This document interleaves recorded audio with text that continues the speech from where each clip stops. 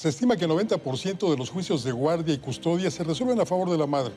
Las cifras son un registro de la Asociación Mexicana de Padres de Familias Separados, institución especializada desde hace más de una década en casos de alienación parental y padres obligados a vivir lejos de sus hijos. La padrectomía. Del total de personas que llegan a esa institución, el 80% son hombres que buscan asesoría. De esto vamos a hablar hoy, aquí, en Juzgue Usted.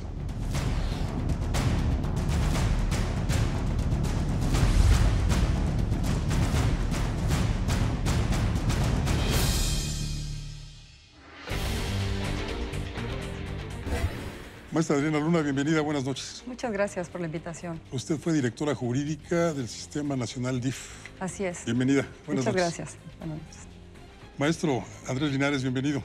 Muchas gracias por la invitación, aquí estamos. Una larga trayectoria también en el Poder Judicial, desde Ministerio Público hasta magistrado. Bienvenido, gracias por estar aquí. Muchas gracias.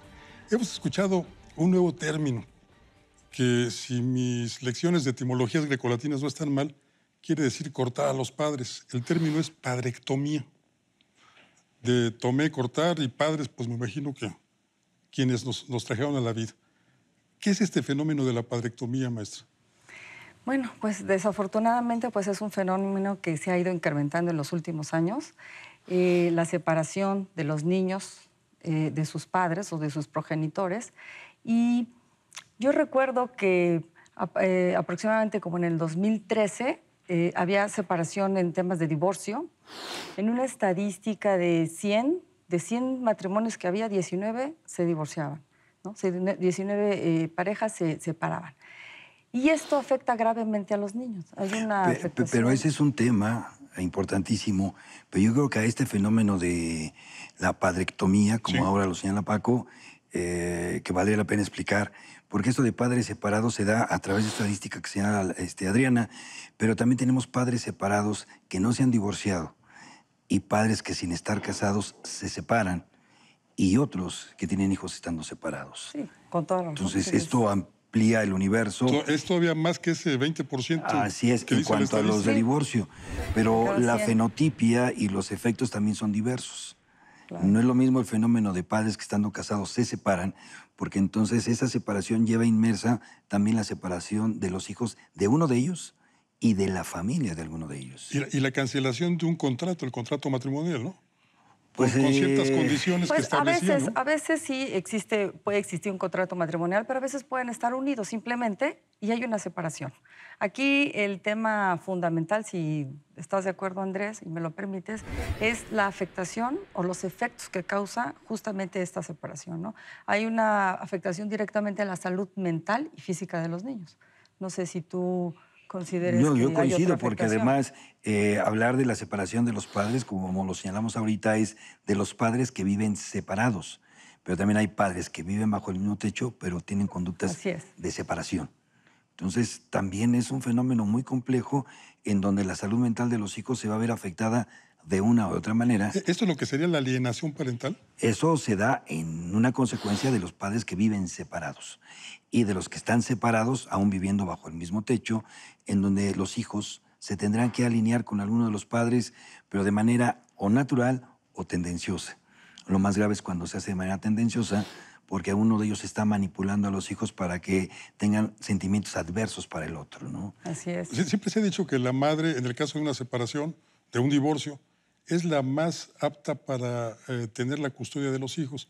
Pero no siempre es así. ¿Cuáles serían las causas que impedirían eso? Bueno, generalmente los niños quedan bajo la custodia de la madre. Siempre así lo establece la ley, y ahorita me lo es un fenómeno corregirán. cultural también. Es un fenómeno cultural también, ¿no? porque menores de 12 años generalmente se quedan con la madre. Aquí el fenómeno que hemos estado viviendo muy recurrente y muy lamentable es que las madres, al estar pasando, ¿no?, por una complejidad de emociones diferentes entre el amor, el odio, el desamor, el duelo, la angustia, ¿no?, la ira, transmiten a los niños de manera deliberada o pues por la falta de forma inconsciente. Entonces, transmiten a los niños estos sentimientos y pueden provocar en ellos una desconfianza a su progenitor, ¿no? Entonces, luego ya no quieren ir a las convivencias y esto ya se vuelve pues muy complicado, ¿no? Y a tal grado que, bueno, llegan a los juzgados a que el juez les resuelva quién va a tener la custodia o quién lo va a visitar o cómo se va a visitar.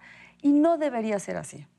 Las visitas, cuando hay una separación entre padres, las visitas deben ser cuando el niño lo necesite, justamente para no afectar su salud mental y emocional. Y además hay que precisar algo. El derecho de convivencia es para los menores, no para los progenitores. Así es. Los padres, legalmente hablando, no tienen ningún derecho respecto a sus hijos, sino deberes. Son los padres los que tienen el deber, según el Código Civil, en sus deberes de crianza, de generar sentimientos favorables de uno para el otro. Exactamente. Y además, como dice Adriana, estar listos para cuando los hijos nos necesitan. Yo creo que aquí habría, y lo hice en alguna época, precisar la custodia, que es el padre que debe cuidar con quien quedan domiciliados los hijos, es a cargo, no es a favor. Una custodia es a cargo. El padre que tiene la custodia tiene deberes, no derechos. Así Y la es. otra, puntualizo, es un derecho de el menor, no de los padres.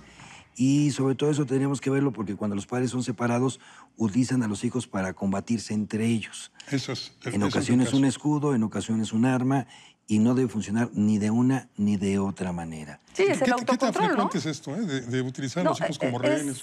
es un alto porcentaje. Yo diría que, me atrevería a decir que más del 90% de las parejas utilizan, sobre todo la madre, lamentablemente, porque es como ejercer un autocontrol, ¿no? Ya se fue, pero yo lo tengo controlado. Y ese autocontrol, pues, va inmerso que ponen de escudo, pues, a los niños. Y los niños son los más perjudicados. Como bien decías, Andrés, hay que siempre privilegiar el derecho del niño que tiene de convivir y estar con sus progenitores, de ambos.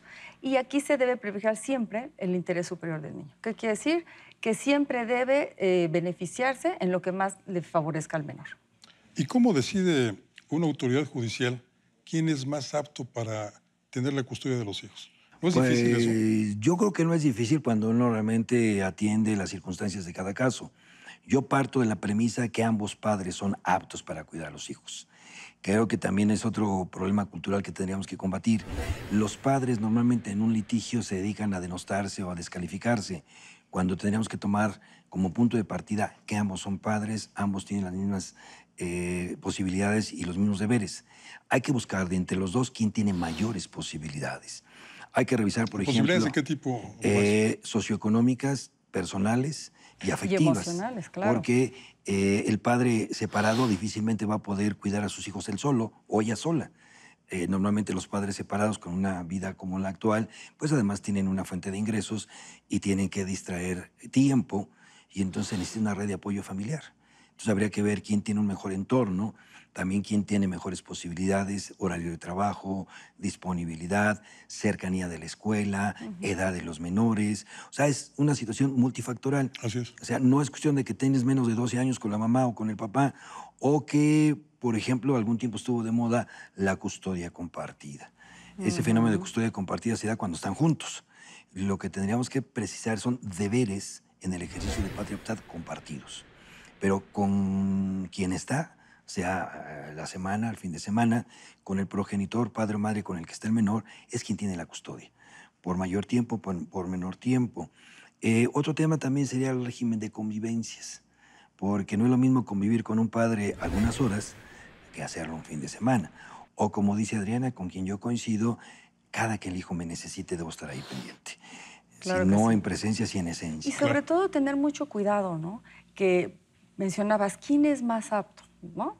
Bueno, se trata aquí de quién lo puede atender. Es decir, yo puedo ser más apto, pero no tengo tiempo, porque trabajo, porque culturalmente y generalmente el padre es el proveedor.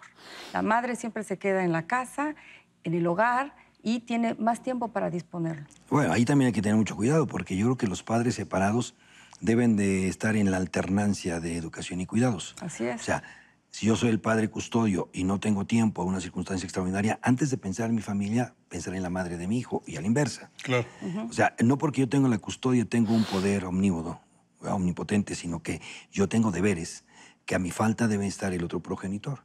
Entonces, esto es un cambio de cultura, porque si nosotros quitamos el conflicto y yo les digo a los padres, ¿por qué no dejan de estar uno frente al otro y los dos se ponen frente a sus hijos? Pero hay otro fenómeno también, ¿no? En las antípodas de esto, el de los padres que también se divorcian de los hijos, los dejan de ver, los abandonan. ¿Ahí qué procedería de acuerdo a la legislación mexicana? Bueno, como bien lo mencionas, Andrés, es un deber. No es de que quieras o no puedas.